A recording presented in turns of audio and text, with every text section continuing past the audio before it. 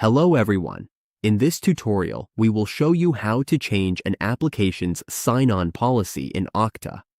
Adjusting sign-on policies helps us control authentication requirements and improve security for our applications. Let's get started.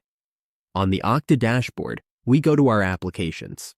Here, we see our applications listed on the left side of the dashboard. Click that. In the drop-down menu, click your applications. As we can see, our integrated applications appear. We just need to click this drop-down or click that application.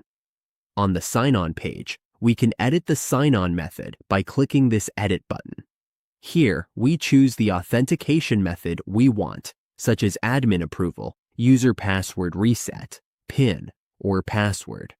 We just need to choose this one. Once we have made our choice, click Save.